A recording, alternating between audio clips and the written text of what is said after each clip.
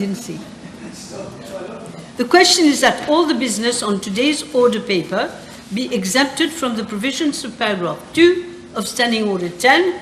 Those in favour say aye. Aye. Those against say no. The ayes have it. Statements by Ministers non-public bills, second reading. Yes, Honourable Minister of Agro-Industry, Food Security, Blue Economy and Fisheries. Thank you very much, Madam Speaker.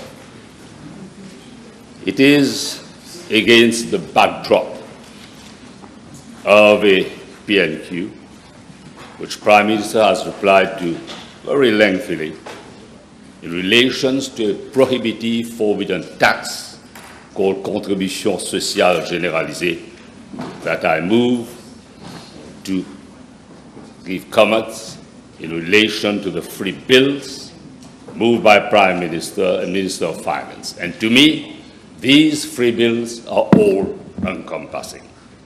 The crux remains the Finance Bill, and the Finance Bill is an omnibus legislation with 66 clauses.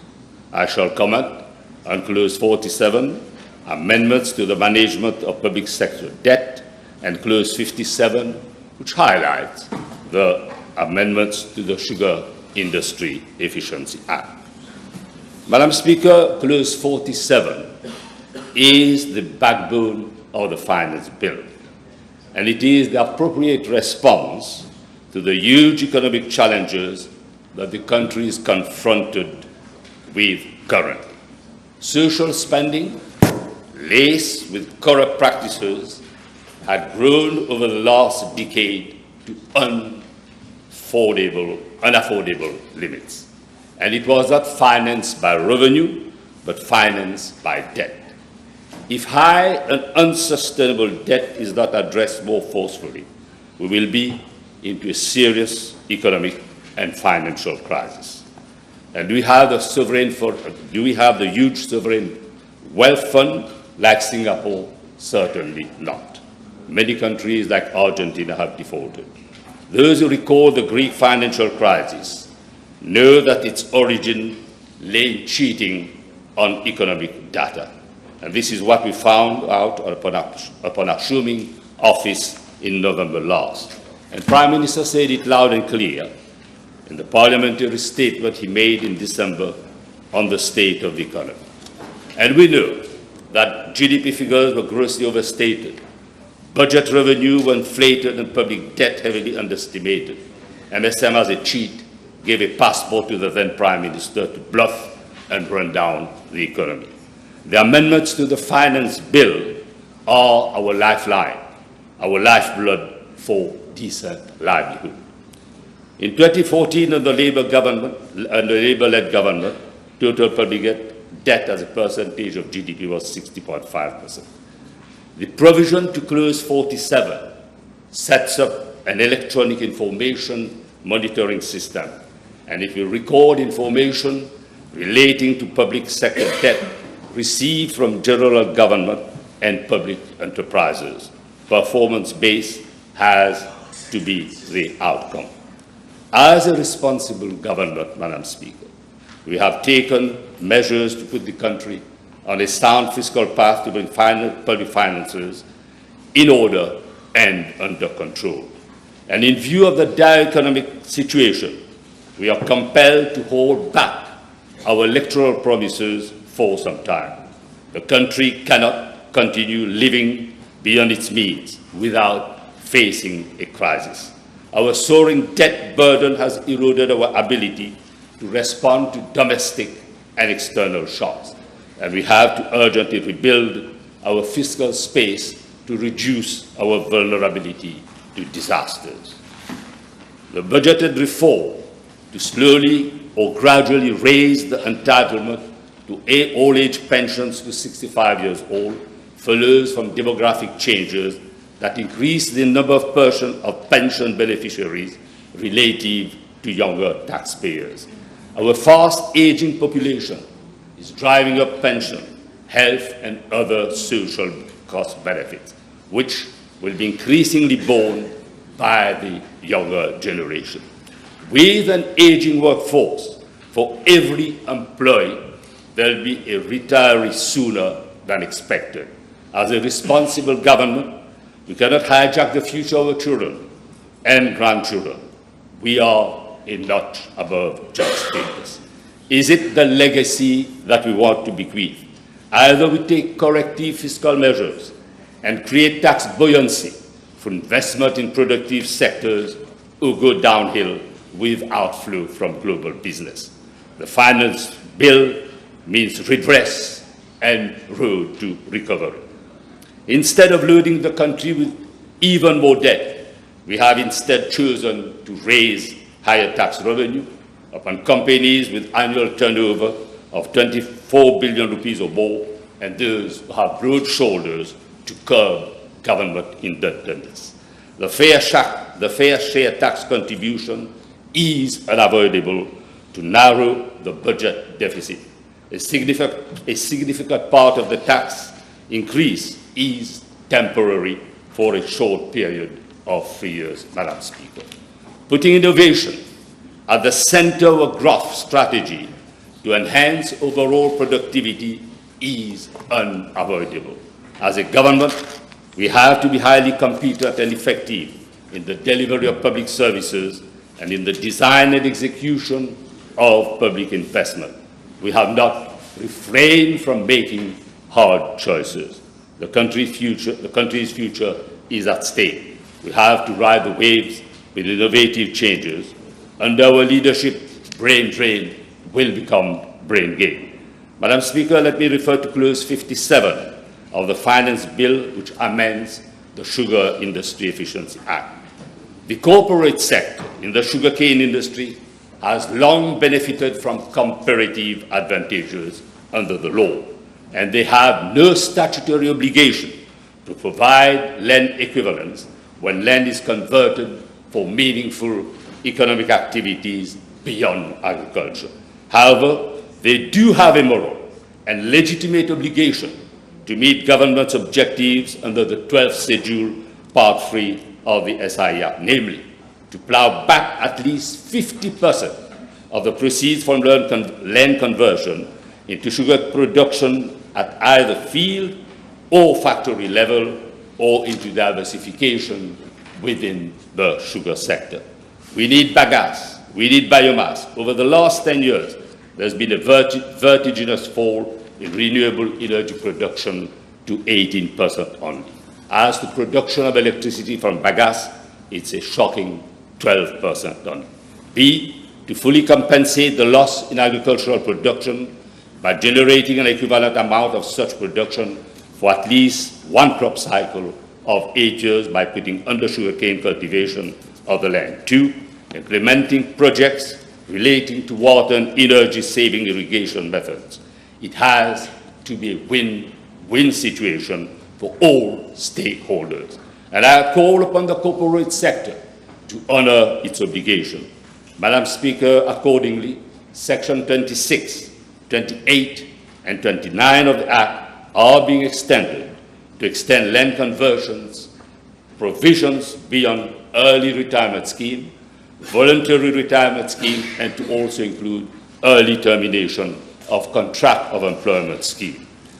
But where there are rights, there are obligations, Madam Speaker. This is not merely a legal adjustment. It is a matter of justice, and the corporate sector must live up to its responsibility towards those employees who opt to retire under early retirement scheme or voluntary retirement scheme or early termination of contract of employment scheme. I had a meeting with representatives of workers on the 27th of July, and I gave them firm assurances that the rights of workers will be respected and obligations of the corporate sector or big planters, their obligations have to be honored. They were taken for a long ride, far too long, by the previous regime. For recall, Madam Speaker, the case of Bel Air Agriculture Limited in 2029 on the eve of the national poll. The employment was terminated under the circumstances which fell short of the exit provisions of the law. 13 of these employees remain in limbo to this date without compensation, without the compensation they rightfully and lawfully deserve. It is our government, Madam Speaker, that is now addressing the trials and trauma, and the Finance Bill 2025 regularizes such cases and ensures that any termination of employment in the sugar industry is done in full conformity with the law. Under the new provisions, the authorization of the Ministry will be mandatory, with the Mauritius Cane Industry Authority providing a faithful report.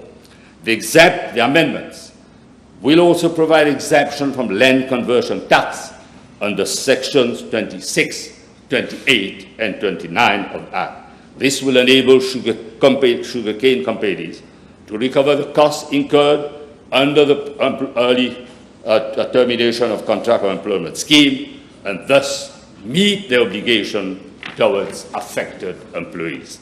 As of today, a second batch of employees has not yet been able to proceed under the early termination of contract of employment scheme due to lack of funds. And this measure will empower the concerned company to raise the necessary fund, thereby allowing those employers to finally receive the rightful compensation. Let me emphasize this legal amendment supports both existing and future sugar companies to ensure timely and judicious implementation of the early termination of contract of employment scheme for sugar estate employees. Amendment to the 4th schedule of the Sugar Industry Efficiency Act. Madam Speaker, further amendments are being proposed to the 4th schedule of the Act by adding a 13th institution, namely the Rosebel Sugar State Board. And what is the rationale of the amendment, Madam Speaker? In view of the urgent need to re-engineer the operation of the Rosebel Sugar State Board, currently facing undue financial constraint, Rosebel Sugar State shall be exempted from land conversion tax. Amendment is being brought under the 4th schedule of the SI Act. The exemption will facilitate the strategic redevelopment of the sugar state lands, the attraction of private investment, and the unlocking of economic potential of land under the board's purview. It includes agro-industrial, renewable energy, and value-added agricultural projects. Given such exemption, will provide critical fiscal space for Rosebel Sugar State to restructure, to attract partnership, and implement commercial viable projects. It will not be burdened up front by land conversion tax. This measure will contribute positively to the revitalization of the state, will improve land productivity, and it will support national objectives in terms of employment, investment, and sustainable development. Madam Speaker, our colleague, the Minister of Tourism, was unfairly criticized by the leader of the opposition, despite the fact that since April, and I must say, the number of arrivals had continuously increased month after month. But for obvious reasons. They've absconded from the responsibility. You know, what can we expect from an opposition which is void, dull, lackluster, and is a note without a figure, Madam Speaker? Second, in the month of April, the number of arrivals was more than 120,000 visitors. Thirdly, the record was set in May and June with more than 115,000 and 98,000 visitors respectively. So you're doing very well, Minister of Tourism. Well, you always keep it up. Madam Speaker, these performances were achieved during what we call is the low season. The climate has become auspicious, despite the fact, Madam Speaker, that we had to address forcefully and in meaningful manner issues which were difficult but relevant to uplift a nation, Madam Speaker. And today, I can say that people are looking forward to attend horse racing meeting in Champ de Mars. Decency and transparency is back. But then we're a government which privileged dialogue, consultation, and in this respect, government is open to consultation, as was stated by the Honourable Minister for Financial Services, the consultation with global business representatives and MRA to provide relief by way of regulations to big foreign companies which will be subject to qualified minimum top-up tax.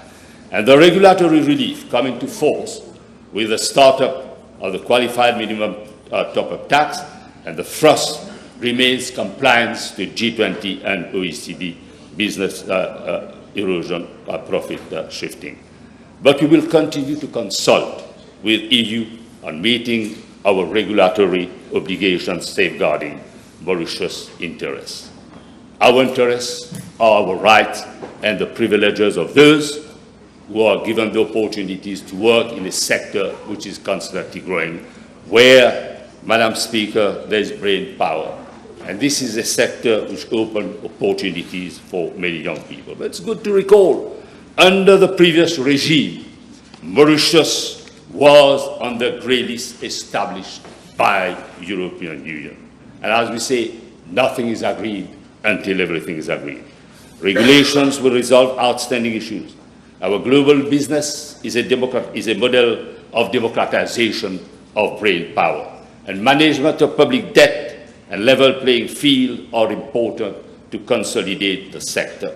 And we should say never and never to a junk status, which the previous government had brought us into.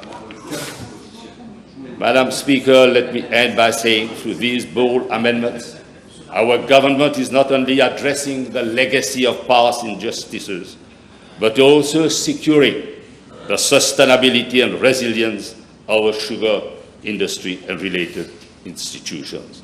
The key word remains redress, and we shall redress to give a better livelihood to a nation which is constantly on the march. Thank you very much, Madam. Thank you.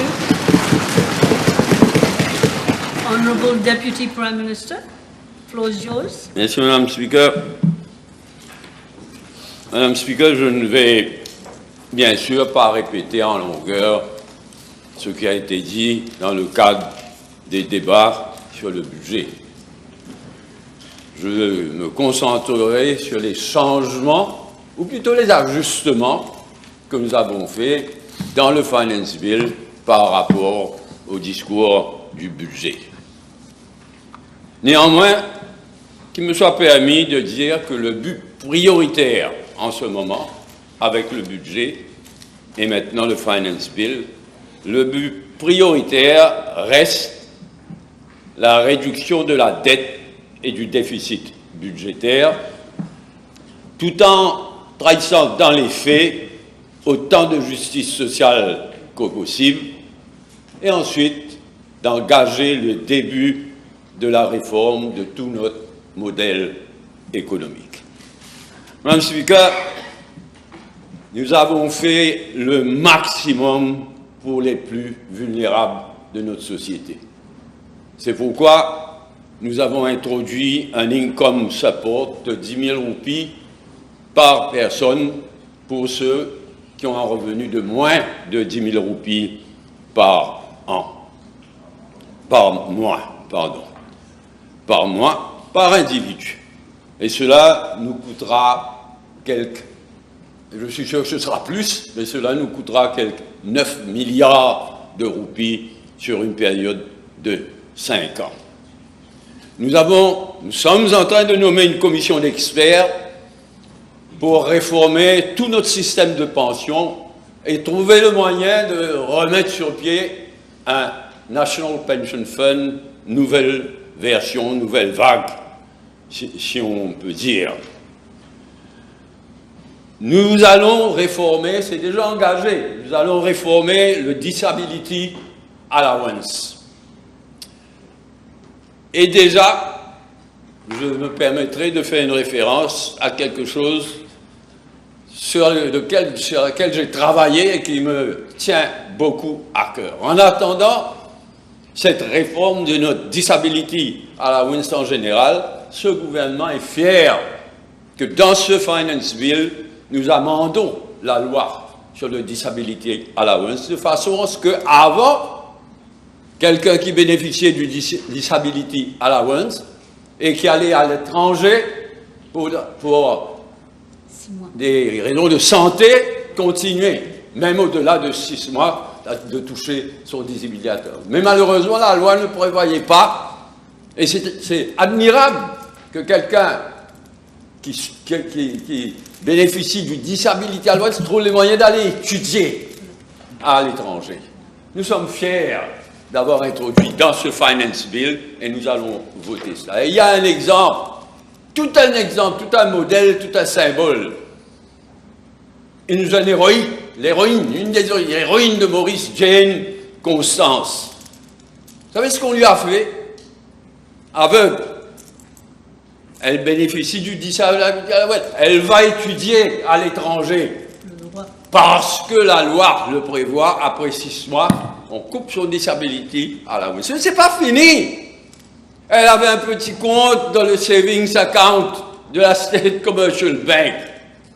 En son absence, alors qu'elle est en train d'étudier là-bas, on vide son savings account.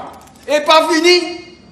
On lui réclame additionnellement une somme qu'on lui a payée par erreur, entre guillemets, étant donné ce que la loi est. Et on la menace de la police, s'il vous plaît. Tout ça par écrit. Ça, c'est la bureaucratie. Mais le gouvernement précédent n'a rien fait pour changer ça. C'est le début d'une réforme de tout notre système de disability allowance. C'est tout un symbole, Madame la Présidente. Mais pour financer tout cela, pour financer l'income support et les autres mesures sociales, et en même temps réduire le déficit budgétaire et la dette, faire tout cela en même temps, ce n'était pas facile. Ça n'a pas été facile. Et disons-le franchement, nous faisons les riches payer. Nous sommes obligés de faire les riches payer pour faire tout ce qui peut être fait à ce stade pour les plus vulnérables de notre société. C'est pourquoi nous demandons un fair scheme contribution des grosses compagnies, des corporations, des grosses compagnies. C'est dans la loi. 5 milliards de roupies.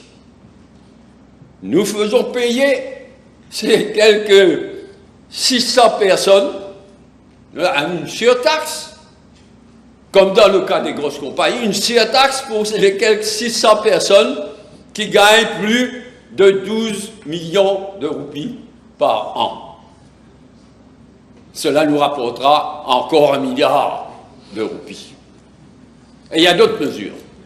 Mais nous sommes là et obligés, quand on veut réduire la dette, réduire le déficit budgétaire, en même temps, mettre sur pied le Income Support Scheme.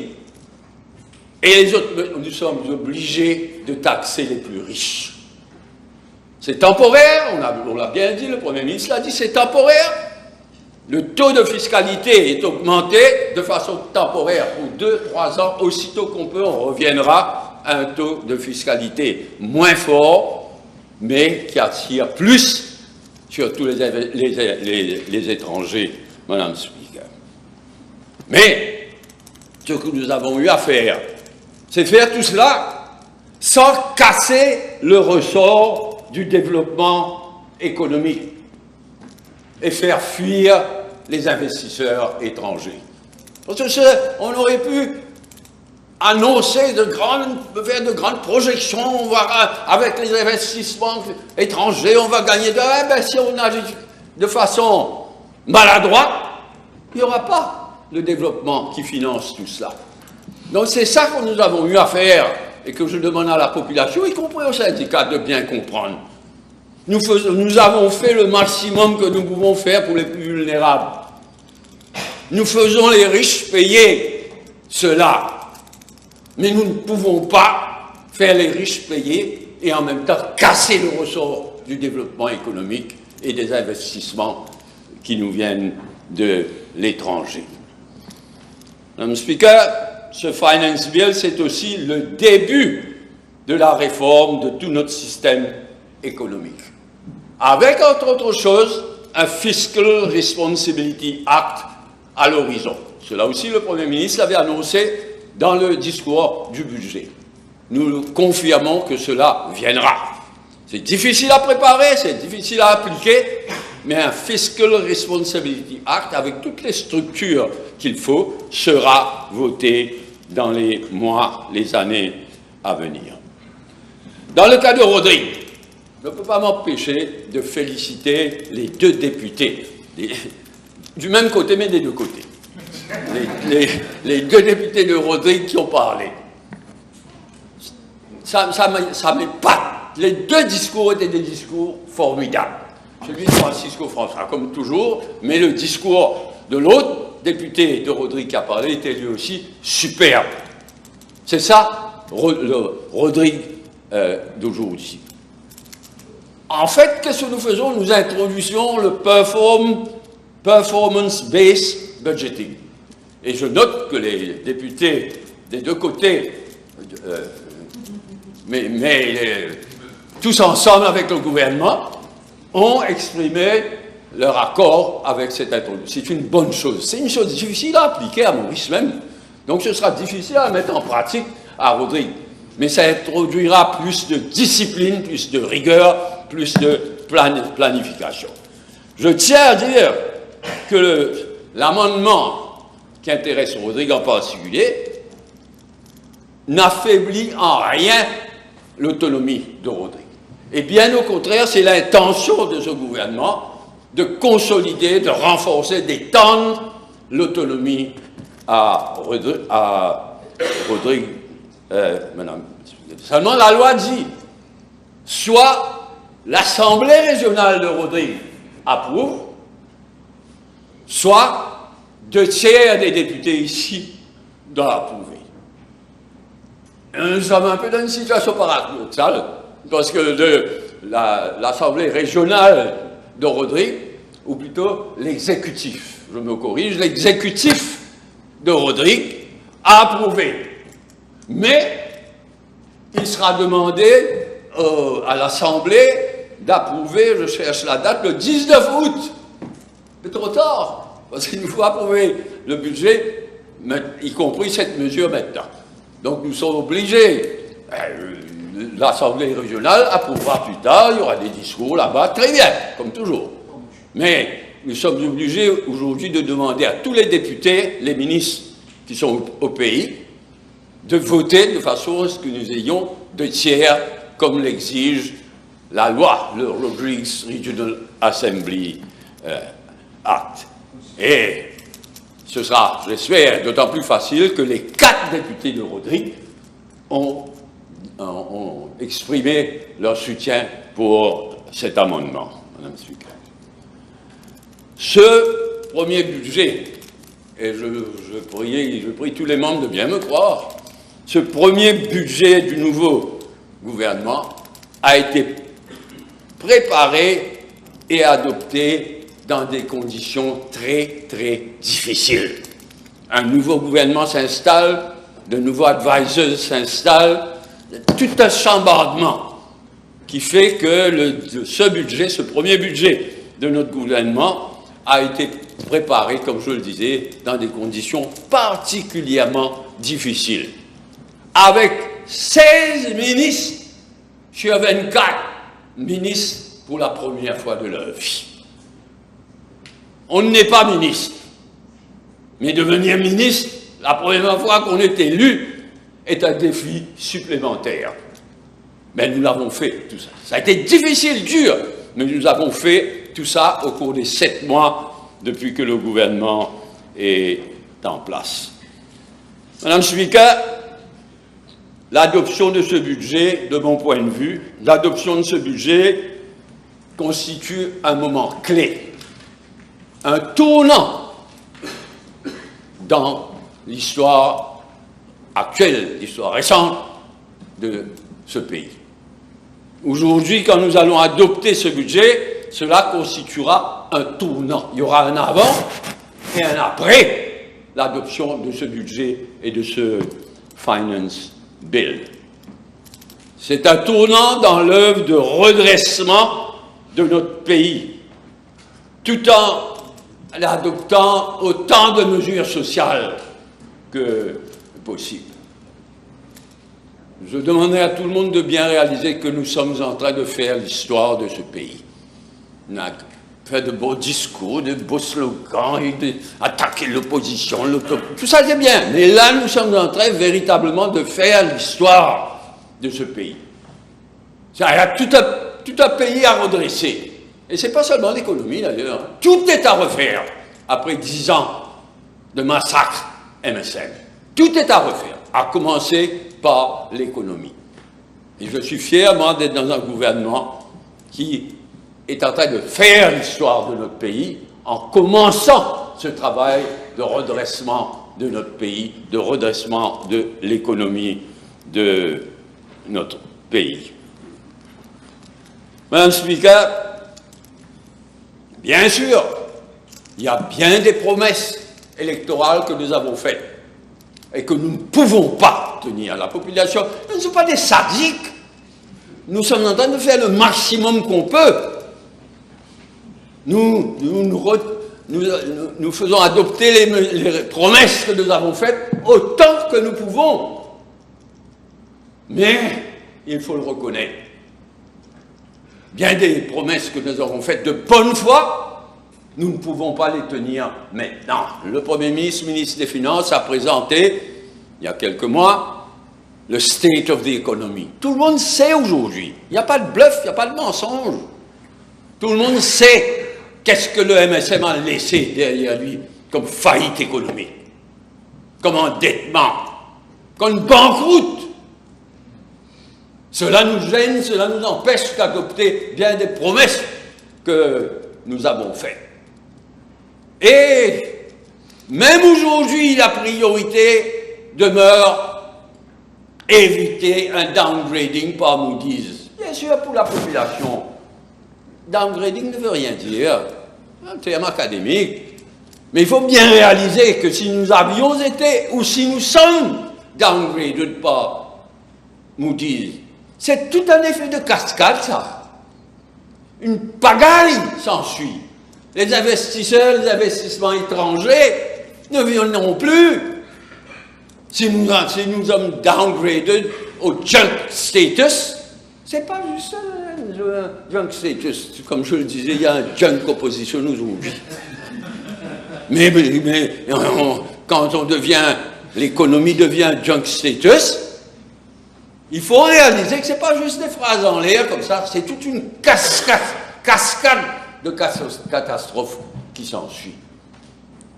Nous n'avons pas eu une tâche facile, Madame le Speaker, de redresser ce mess et en même temps de faire le maximum en termes de justice sociale et de commencer le redressement économique, la réforme économique de tout notre système économique. Mais les promesses que nous avons faites seront réalisées dans toute la mesure du possible et aussi vite que possible dans les mois et les années à venir. Si nous maintenons le cap, c'est pas facile ces temps-ci, mais si nous maintenons le cap, si nous continuons encore 1 an, 2 ans, l'effort énorme qui est en train d'être fait, ben nous serons en position, mois après mois, année après année, nous serons en position de tenir toutes nos promesses électorales. Nous n'avons qu'une seule parole. Mais il faut pouvoir tenir les promesses. Ça ne sert à rien pour l'opposition. L'imitation de l'opposition qu'on a aujourd'hui, ça ne sert à rien de venir souligner. Vous aviez promis ça, vous avez promis ça. Ils ont laissé un mess derrière eux, une banqueroute derrière eux. Nous sommes en train de corriger cela, de redresser le pays et en même temps de commencer à mettre en pratique tout ce que nous pouvons mettre en pratique dans les circonstances actuelles. Madame la Présidente. Je tiens à saluer à nouveau le courage et la détermination du Premier ministre et ministre des Finances. Je l'ai déjà fait, je tiens à, encore une fois, saluer le courage et la détermination du Premier ministre.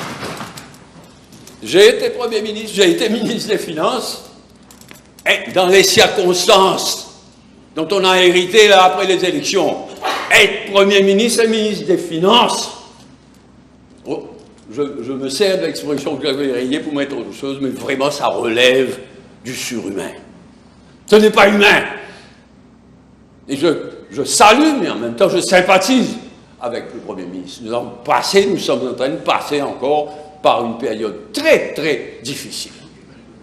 Et c'est pourquoi je tiens à saluer à nouveau le ministre des Finances et Premier ministre. Je tiens aussi, Madame la Speaker, à saluer les fonctionnaires, à commencer par le Financial Secretary, à commencer par le mais tous les fonctionnaires qui nous ont aidés à préparer un budget extrêmement difficile. Les advisors, à commencer par le Very Special Financial Advisor du Premier ministre et ministre des Finances, mais aussi les autres. Et je tiens à saluer mes collègues ministres, à commencer par les nouveaux ministres. J'ai vu les gens apprendre, les nouveaux ministres apprendre sous la pression des événements dans des conditions très difficiles. Ben, je salue surtout les nouveaux ministres aussi, Madame Speaker. Au-delà de ce que je le répète, au-delà du tournant que l'adoption de ce budget représente, c'est vraiment un tournant, il y aura un avant et un après ce budget. Mais au-delà de cela, la prochaine étape de la réforme de tout notre système économique est déjà engagée. Il y a dans ce budget des mesures et à l'horizon proche des mesures qui vont nous faire évoluer sur cette voie d'un changement en profondeur mais ce changement est déjà engagé. Avec ce budget, avec ce Finance Bill, avec ce budget, cette réforme est déjà engagée, Madame le Speaker. Mais je le dis, il faudra un effort soutenu. Ça ne sera pas facile, mais il faudra un effort soutenu. Mais cet effort soutenu, nous devons le faire au nom des enfants, des petits-enfants, de l'avenir de ce pays, Madame Speaker. Avec à chaque étape sur cette voie, avec à chaque étape autant de justice sociale que possible. Encore une fois, sans casser le ressort économique, mais autant de justice sociale à chaque étape, Madame Speaker. Autant de justice sociale que possible, que soutenable, at every point in time. Madame Speaker, l'île Maurice, notre île Maurice, n'a pas le choix. Nous avons un seul pays, nous avons une seule jeunesse, un seul avenir, et nous n'avons pas droit à l'erreur. Merci, Madame Speaker. Yes, thank you, Honourable Prime Minister. Yes, Madam Speaker. First of all, let me thank all the honourable members and the Deputy Prime Minister and all the ministers who have intervened on these three bills. We all know, Madam Speaker, I don't want to keep saying it, but we all know the unprecedented state of economic affairs which the previous government left us. How they dilapidated the public funds, public finances of the country, why they deliberately manipulated the economic figures to paint an illusory positive picture of the financial and economic health of our country. Madam Speaker, we could not afford to continue with business as usual and sacrifice the future stability of our nation. Bold actions had to be taken to avert as far as possible the risk of us joining the League of Joint Nations. The Deputy Prime Minister just explained, I also explained in my speech, what happens when you become, you label as a joint state. We don't even have to think about the problems that we would have had. These bills, therefore, mark a pivotal step in our vision to lead Mauritius from abyss to prosperity and secure a thriving, fair, and sustainable future for our people. The journey from recklessness to responsibility has not been an easy one, as the Deputy Prime Minister just said. Implementing structural reforms is inherently challenging. It demands significant time, patience, and courage so that you can deliver lasting change that will benefit the whole society at large. This is the only way to build a prosperous nation where every citizen will have the opportunities to live up or to her aspirations. Il faut, comme a dit le Deputy Prime Minister, redonner à la jeunesse mauricienne le droit à l'espoir et à l'ambition. The path we have proposed is built around three main pillars: economic renewal, a new social order, and fiscal consolidation. The bills give concrete form to measures announced in the budget speech and the annex, as I said, reflecting months of analysis and reflection across the broad spectrum of Mauritian society. The three bills together, Madam Speaker, amend 73 existing laws, providing a comprehensive answer to a difficult and complex context. The challenges are indeed daunting, but let me remind the House, perhaps people don't realize it. The previous government, they amended 96 of existing laws, lumping together laws that had nothing to do with the budget or the finance bill. It's as if an occasion to slip in things. We didn't do this. This is why we bring three bills separately. At the heart of our economic renewal are strategic reforms designed to modernize our industries and make our country future ready. We are charting an innovative development path by ushering in a new investment and export-driven economic model. We are breaking away from what the previous government's flawed and unsustainable consumption-driven approach. We are giving a new momentum to investments in emerging sectors, including the blue economy, renewable energy, AI-enabled industries, and sustainable tourism. All this to promote resilience and high value addition. This budget, Madam Speaker, will fuel our transition to a digital, knowledge-driven economy. It is an undeniable fact that the AI revolution will have a much bigger impact on the world than the Industrial Revolution. Already, I can tell you something that might shock some of you. The new CEO of Mauritius Telecom is planning, using AI, so to have a personal teacher for every student in the country. Would you believe this? He's from Singapore, don't forget. So these are the kind of things that we expect from AI.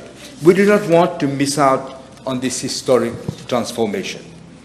We cannot, and we must not be behind on the curve. We must be ahead of the curve. The Finance Bill renews our social pact to reshape our future together as one people and as one nation. We must grow our economy, but with a commitment to inclusiveness and social justice. To take a phrase that just the Deputy Prime Minister just used, sans casser le ressort. Otherwise, no growth, we're back to square one. Growth is meaningless also if not shared.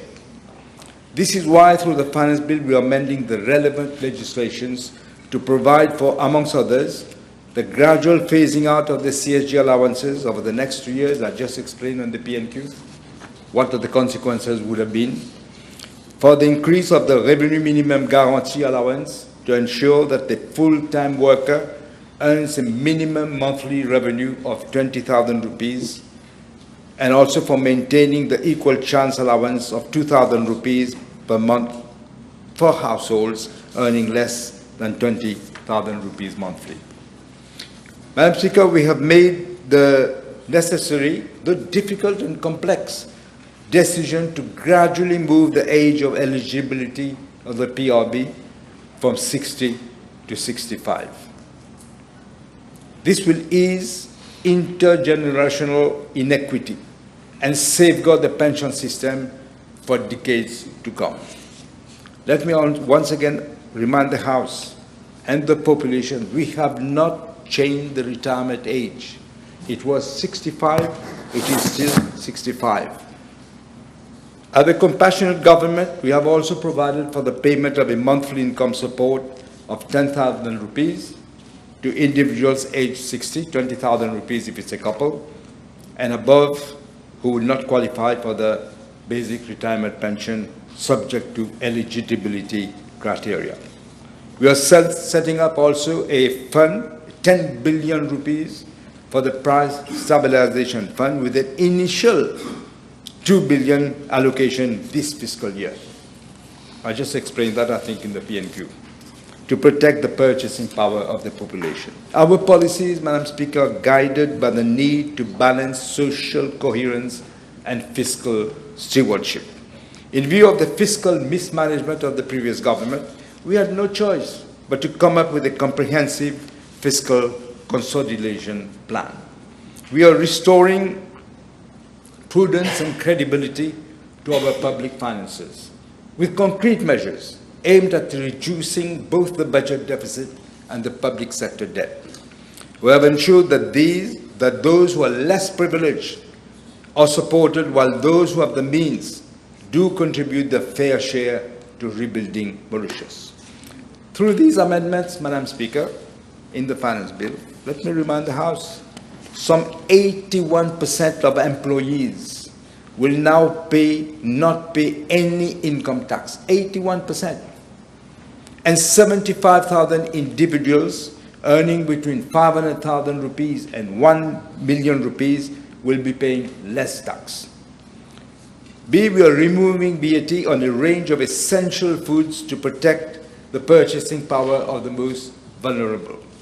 And we are giving certainty to individuals and the business community as well. About the temporary measures, the Deputy Prime Minister just stressed it, temporary nature of some of the new tax measures, such as the fair share contribution. In spite of the urgency for fiscal consolidation, we have not raised VAT. We have not raised the rate of VAT because we all know it is a regressive tax and will hurt consumers, especially more the lower rung of the ladder and the modest income. Before I come to the specific points made by the two honourable members of the opposition, let me make some comments on the criticisms made both inside and outside the House. First, comments have been made by those who were desperately, I suppose, trying to come out of the gutter that they have been consigned to. One gets the impression that some prophets of doom in the opposition, including the former Minister of Finance of Sabat Dodo, Frame, are shouting from the top of Peterborough that this budget is ringing the death toll of the economy. Si c'est l'idée de ce qu'il dit, je ne sais pas combien de fois il devait mourir. C'est le ridicule tué, je voulais dire. They are literally as if praying day and night for the country to fail so that they can come out like vultures to feed on the cadavers of people. On the other hand, there are many true patriots, including ordinary citizens, but also some prominent economic operators who have, in the public at large, who are spurring us. They realize, they understand, they are encouraging us, expressing their gratitude for the measure that we have taken in time in this particularly challenging conjuncture. Don't believe what you see all the time. I know there is a team at the SunTrust. As soon as we speak, they write. They're paid. They're paid monthly. They are paid because, you know, they have some have unlimited money. They pay. And some people think, hey, people are criticizing. Few people. Few people. People understand the catastrophic situation that we inherited and the need for bold and courageous actions. There is, Madam Speaker, a Bhojpuri expression which I think is very appropriate to describe the development philosophy of the previous government. What they said, I said, Ek din ke raja, sau din bhik manga. Will you translate? In Creole, un jour les rois, sans jour mendiant. Basically, that's what it says. We do not want to perpetuate and instill this mode of living in our population. The House will note that this is not only due to the allowances provided right, left, and center by the previous government. I'm talking about the Gini coefficient. Somebody mentioned the Gini coefficient. This is not only due to the allowances provided. I mean, this is due to the allowances provided, left, right, and center by the previous government. Out of where? Huge amount of printed money. And this led to a significant level of rise in the debt level. These allowances were not sustainable.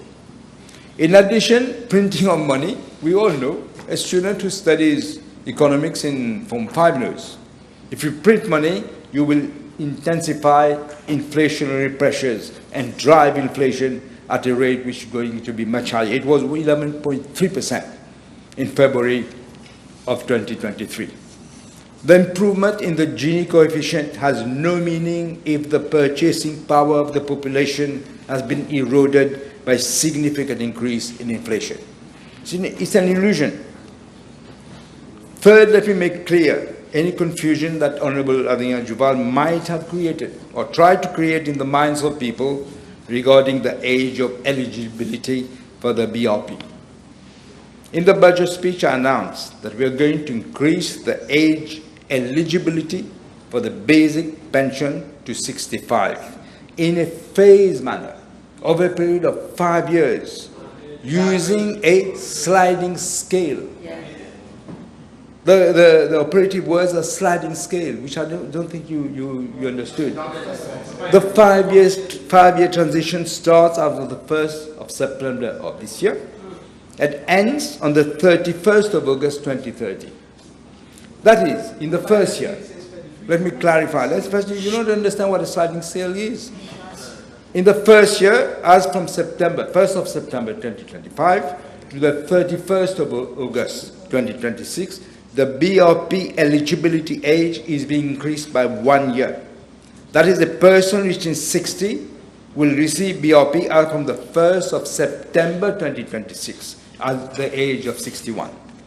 In the second year, that is from 1st of September 2026 to the 31st of August 2027, again the BRP eligibility age is being increased by 2 years, such that a person reaching 60 will receive BRP as from the 1st of September 2028, that is at the age of 62.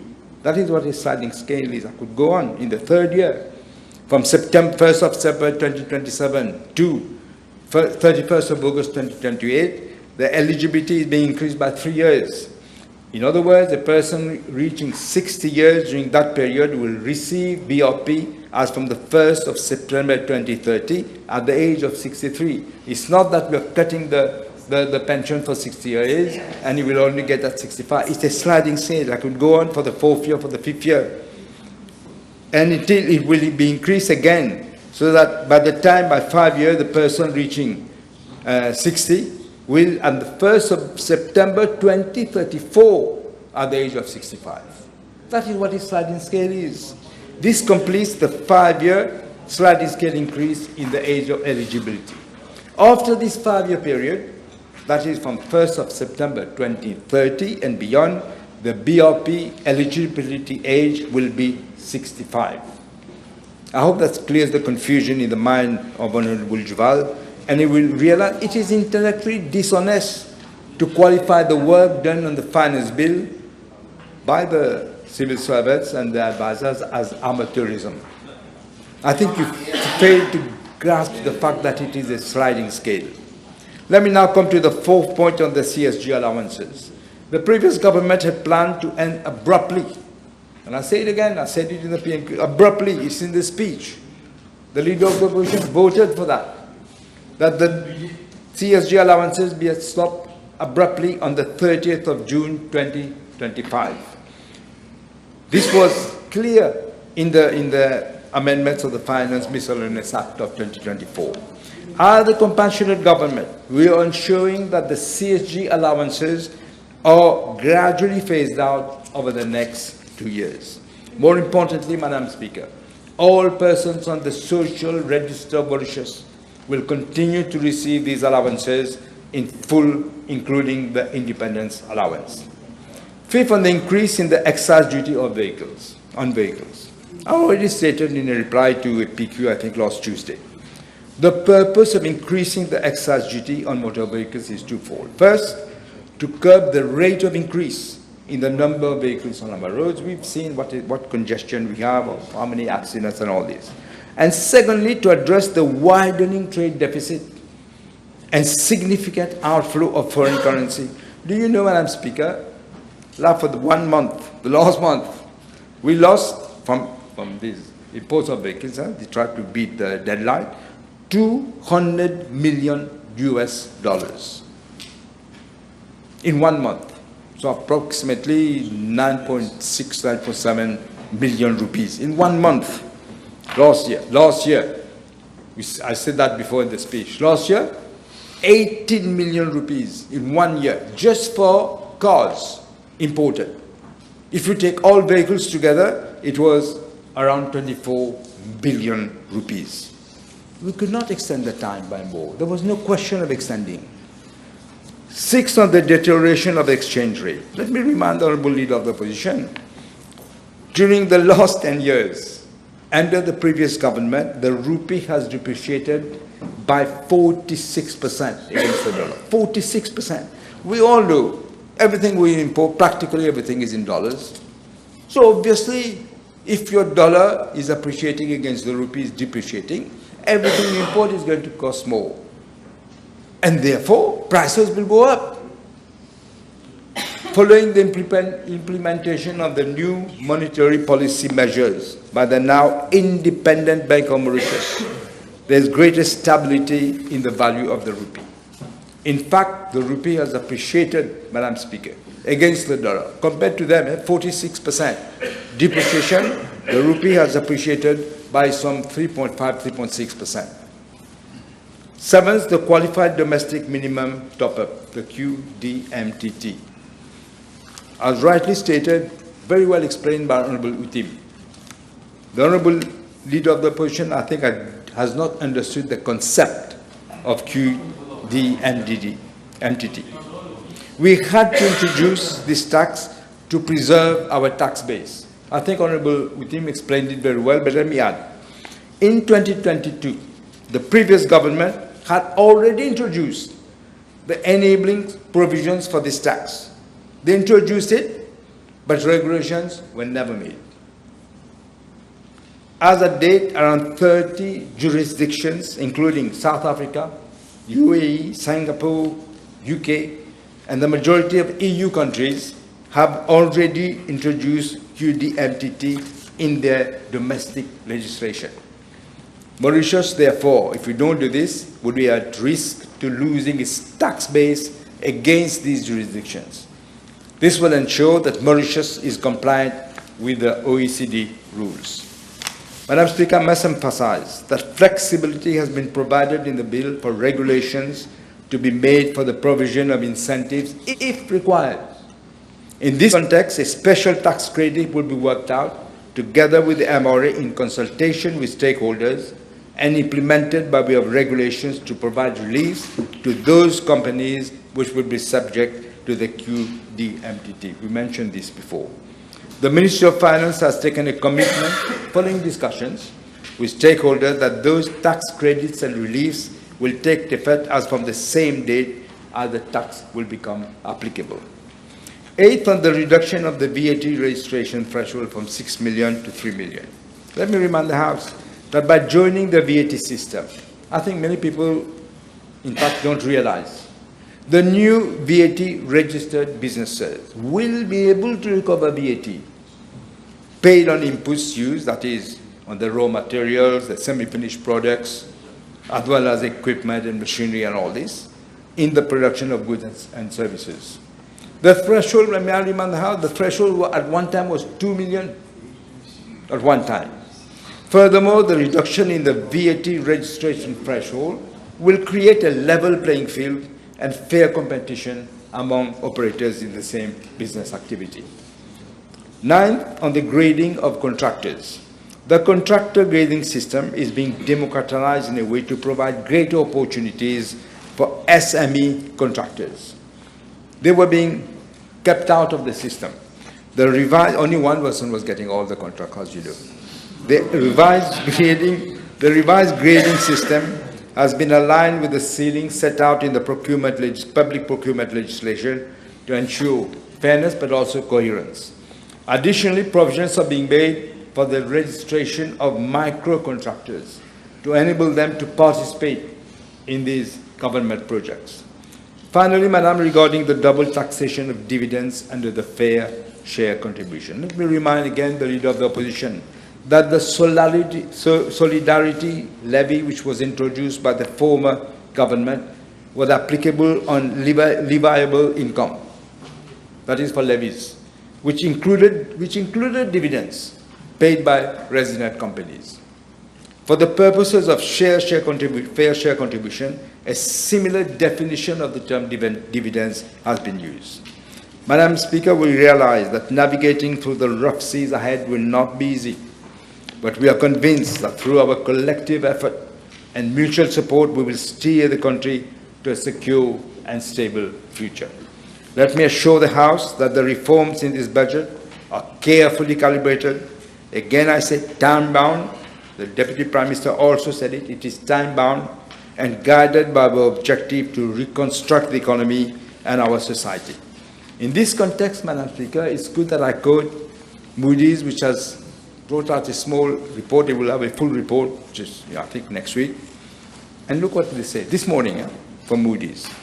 Delays, and I quote, delays in fiscal consolidation that lead to persistently large fiscal deficits, causing debt to stabilize at a high level, would be likely to result in a rating downgrade.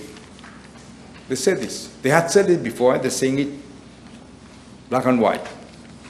End of quote. According to Moody's, if Mauritius implements a comprehensive fiscal consolidation package that offers the prospect of reversing the rise in government debt, the outlook could be classified as stable. As we achieve fiscal stability and economic recovery, we will pursue a light tax policy.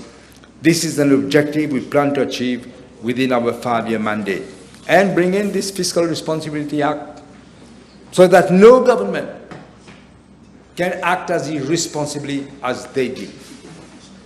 Through these bills, Madam Speaker, we are acting with empathy and we are also acting with a clear sense of responsibility. As we ask every Mauritian to contribute to the national efforts to save Mauritius from the abyss, we will also ensure that every Mauritian will share in the recovery and the benefit of growth. We hope will touch all the people of Mauritius, not just a few. Let us therefore embrace the reforms, not as a burden, but as a foundation. Let us together rebuild Mauritius' bridge to the future, strong and united. Let me end also by thanking the team at the Ministry of Finance from the FS to the economic advisor to all the other advisors, and also the Secretary of the Cabinet and the staff of my PMO, and also the people from the Solicitor General onwards, so on the State Law Office. With these words, Madam Speaker, I commend these 3 bills to the House. Motion is seconded. The Deputy Prime Minister is seconding the motion. The motion is that the Finance Bill number 18 of 2025, the Rodrigues Regional Assembly Amendment Bill number 19 of 2025, and the Economic and Financial Measures Miscellaneous Provisions Bill number 20 of 2025 be read a second time. Those in favour say aye. Aye. Those against say no. The ayes have it. Committee stage.